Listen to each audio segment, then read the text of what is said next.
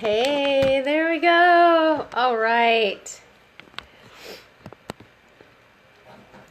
So I want to jump right in. About an hour ago, after I would say, some quiet time I had this morning for myself, I decided to post a question. And I asked you guys if you thought it was best to stay for the kids in a bad marriage. And I know that that term is relative, bad marriage. Some people think if the wife burned the toast that it's a bad marriage and they can get out. So I'm not talking about that. I'm talking about an unhealthy marriage and an unhealthy environment for the kids. So I would just love for you as you join me. Hello, Penny, welcome. As you join me, sorry I'm kind of nasally. I've been trying to get over this cold and it's just lingering. Mike, welcome. David, welcome. Hey, thanks so much for joining us. So I'm going to get back on this and hopefully my nose isn't going to run to where I can't talk well. But kind of back to it. A few things I want to kind of spell out in regards to this topic. One, I am a huge proponent of marriage. Okay, I was in a marriage for 15 years, and we went to 7 different either pastors or counselors, in total 7 different people, to try and make our marriage work. So I was not like a, this isn't convenient and I'm out girl. I was like, I feel like this is the person God gave me to marry, and I'm going to make a life with him and my kids. And there's got to be a way that we can do this, right?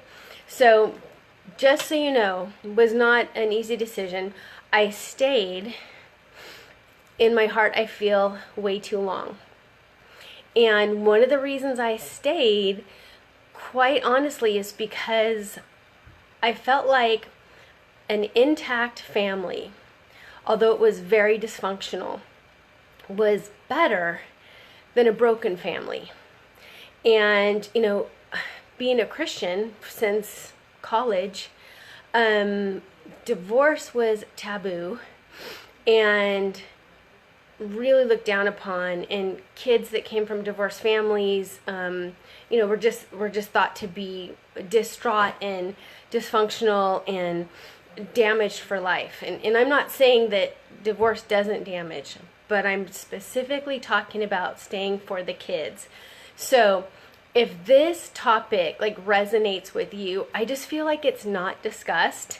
And I feel like it's been put on my heart, I believe by God, to share this. So if this resonates with you, I would love for you to share it.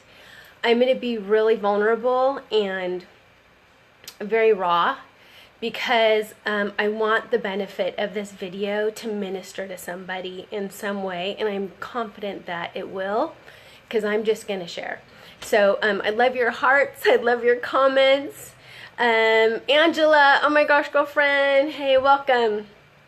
I love your input. I'd love your comments. I would love this to be a dialogue, because based on that previous post, I've had at least 10 people private message me and say, oh my gosh, are you talking about my situation? Or, wow, do you know somebody? Because I would like to talk to them so that I can share what my experience was and maybe impact them in some way and be of help. So that's why I'm going live. I want to share my journey. I want to share my side of staying for the kids as long as I did. Hello, Kelly, welcome. Thanks for joining us. Hi, Carol, beautiful. Thank you. And I also want you guys to continue to share your comments. And I think when I stayed for the kids, it's so funny. I stayed because I wanted them to have mom and dad under the same house. I didn't want them bouncing around from house to house, right? I stayed because of the stigma of having a divorce. And I didn't want that as a Christian woman.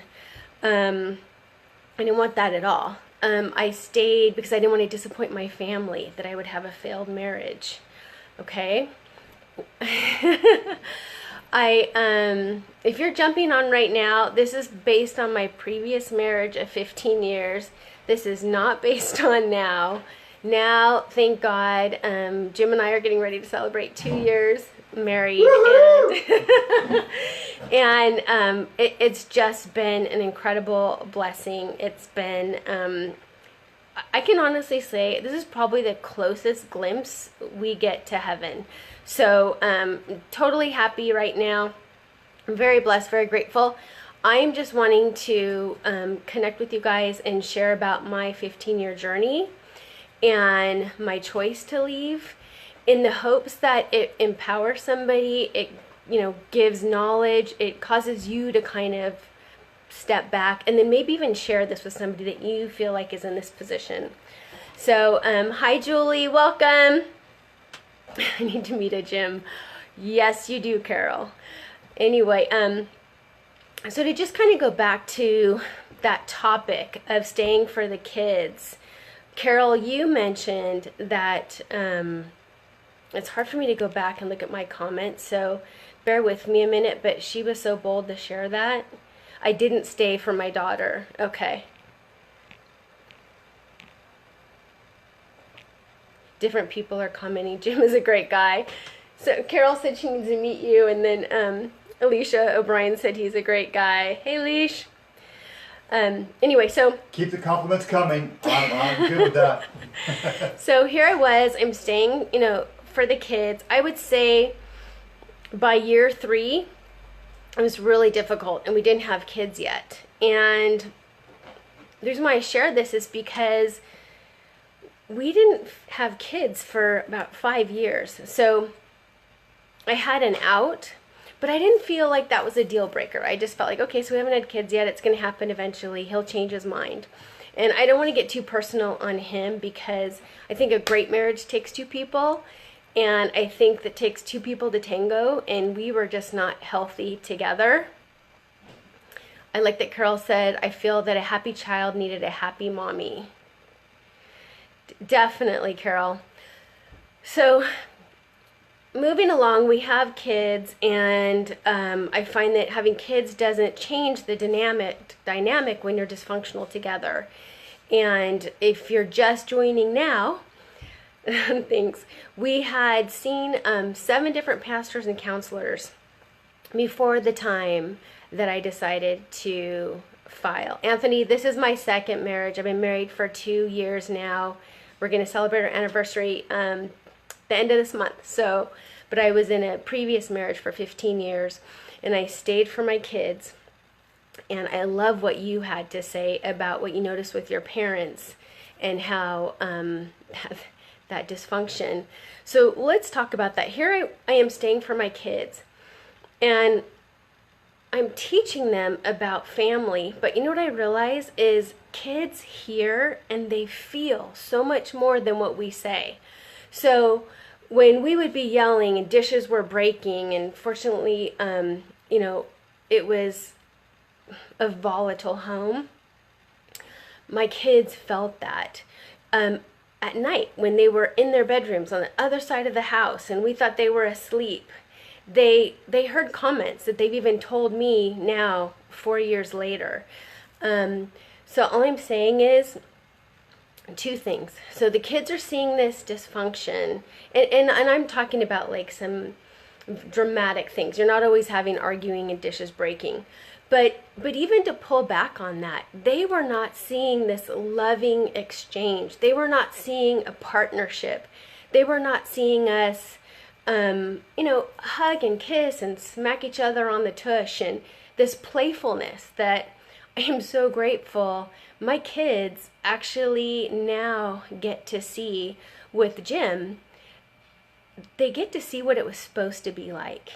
And I'm not saying that it takes having another person in your life, Carol. Like, for example, I totally agree with you. When your kids see you happy, for me, when I was a single mom, it was better for them to see a happy mom and 50% of the time be with me and then be with Dad, than to see me literally wilting. Like, it's funny.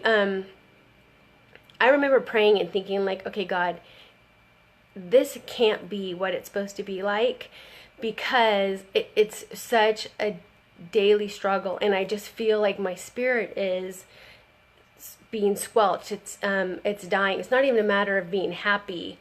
I just was in a very severe situation of control and manipulation and narcissism and different things. And so that was the environment. And for, like I said, 15 years of marriage, I just thought, okay, there were high times and there were low times, but for my kids, I'm going to stay. So somebody had commented, and I want to respond to this because I think it's a really good point. You know, you're teaching your kids when you decide to leave, and let me just tilt this a little bit forward. Okay. And potentially you're teaching them that it's okay to leave. Okay. So I thought about that. I want to teach my kids what commitment looks like. I want to teach my kids that, you know, God is gonna make this marriage what it's supposed to be eventually. And oh my gosh, I want to celebrate that with them and have them see what it can be. And I was very hopeful. But what I didn't realize is I was also teaching my kids a very important lesson, completely unintentionally. So I was teaching my son by watching his father that this is how you treat a wife. I was also teaching my daughter that this is okay to be treated this way by a husband. And potentially I was teaching them subconsciously to look for that in their future mates, because they had an upbringing of it for, you know, nearly 90% of their lives. When I left, they were 6 and 10, and now they're 13. Sorry, 6 and 9. Yeah, now they're 13 and 10. So I say that to tell you it's a big decision, but there's a lot that goes into it. I think right now, this very day, why this is so close to my heart is because I have 50% custody with my ex-husband. And sadly, we don't co-parent. The kids get very messed up, mixed messages about mom. And they really like being at our house. They love Jim. He has just embraced them like his own. And so it is very healthy here.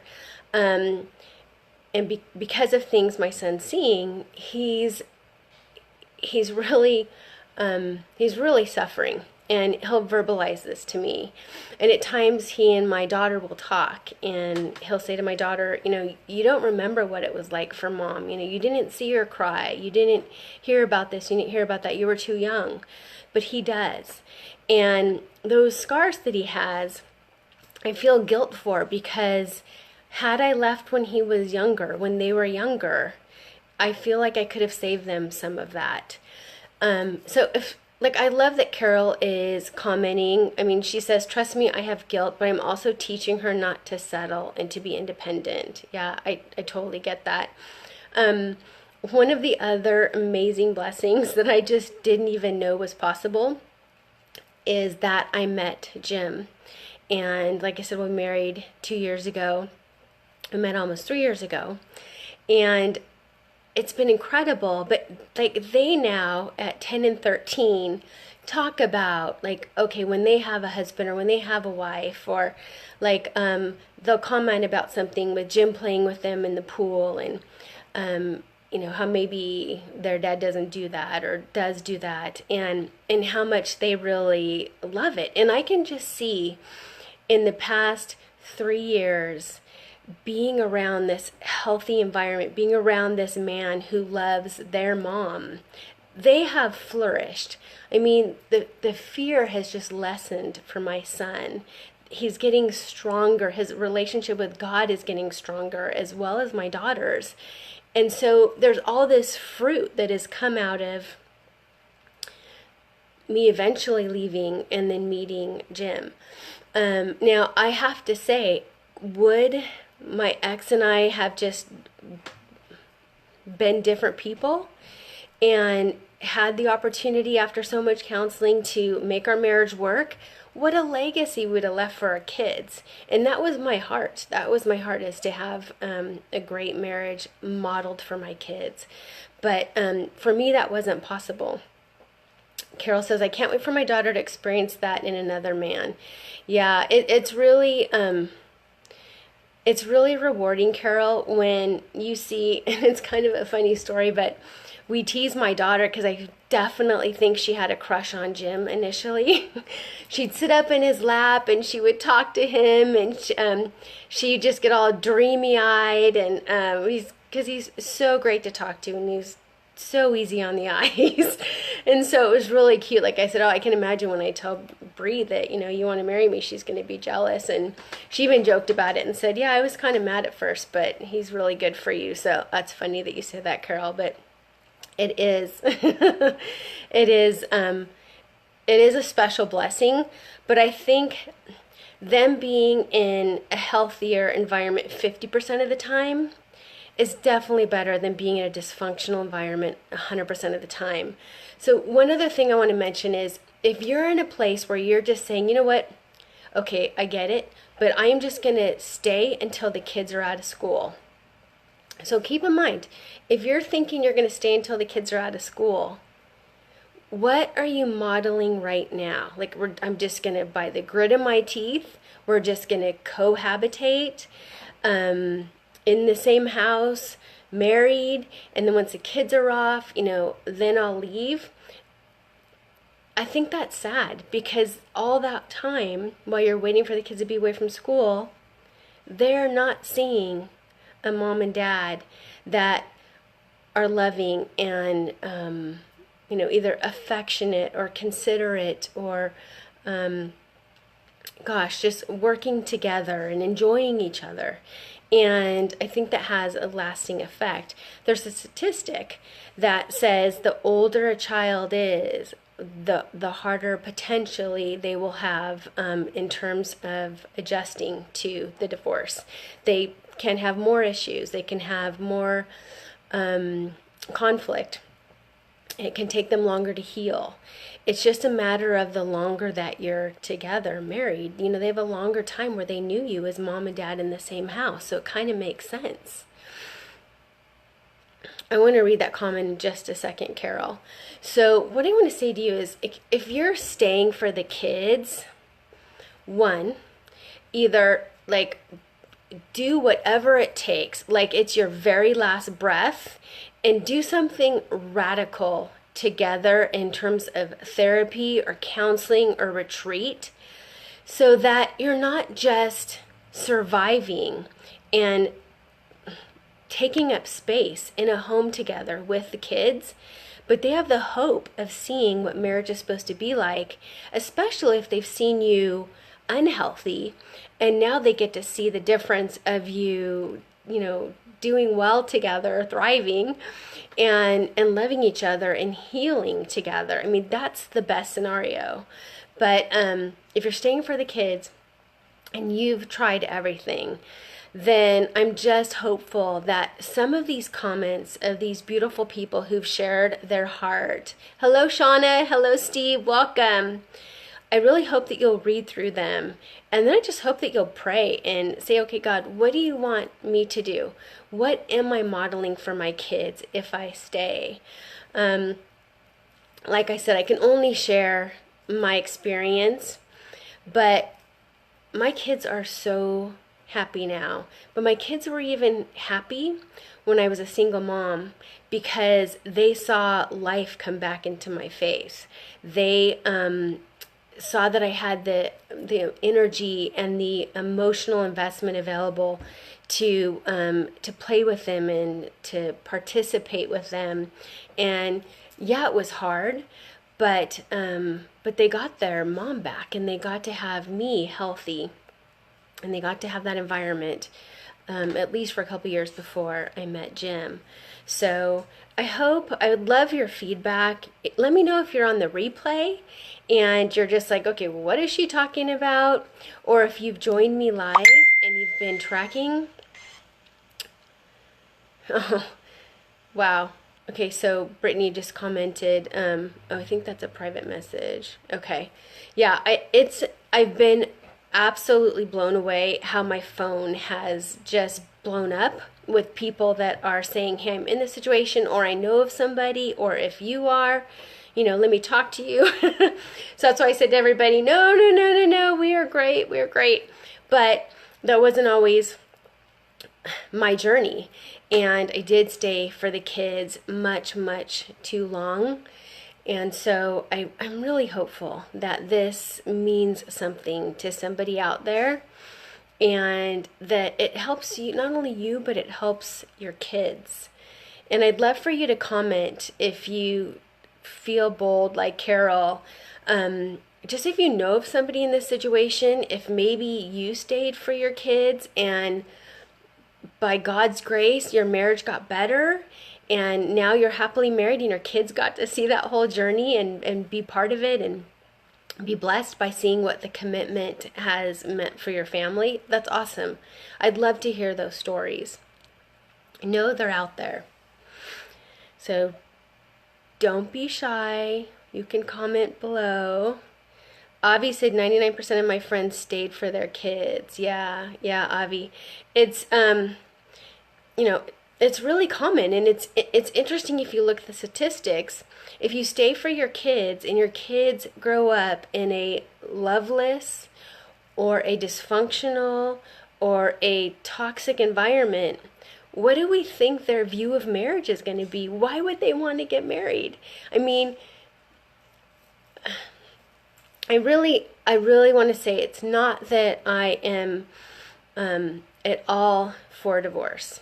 And I want to be accurate on that. Like 7 different pastors and counselors I went to when I was previously married for 15 years trying to make it work. So believe me, I'm not a girl that says, hey, got a little tough and I'm out. I really, really tried. For those of you that are just joining me now, I wanted you to know that, hey, Brittany, welcome. You got to watch the replay, girl, because I'm talking about a lot of things that you and I chatted about. And Brittany has an incredible story and has also made herself available for reaching out to people and sharing her experience. But, so sometimes it's a toxic environment. Sometimes there's control and manipulation. Sometimes you just grow apart, and you really have to be intentional. I mean, talk about for your kids. You got to be intentional about finding what it was that you fell in love with and cultivating that. And it can happen. We know it happens with a lot of people, for sure. From where I was going with that. I know. Okay. But what if you're not in a dysfunctional situation? But what if you just have kind of fallen out of love with the person? You're friendly, maybe you're even your best friends, but there's no connection.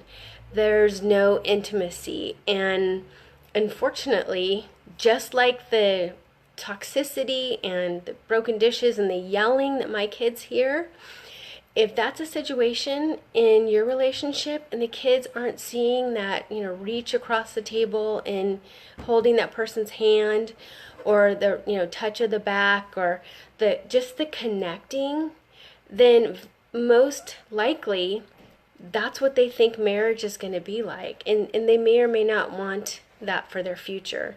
So my encouragement is to you, don't stay there. Do whatever it takes to give them the legacy that they see, that they are excited about, and what marriage can look like, and want that for themselves. So I love all of your comments, you guys. Let me know what you're doing on this Friday night, where you're at. Obviously, you know what I'm doing. I'm in beautiful Mission Viejo.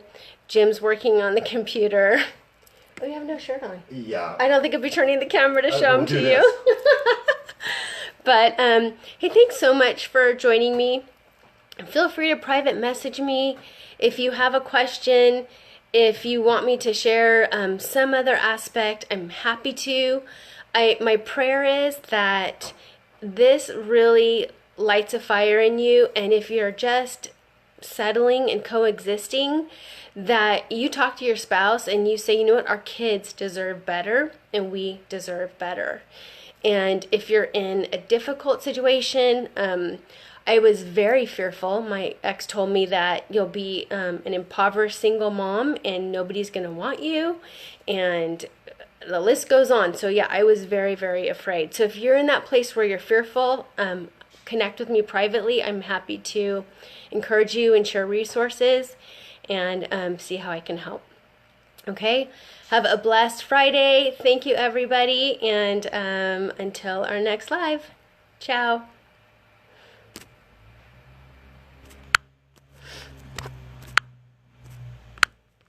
That's when it looks like it's still on.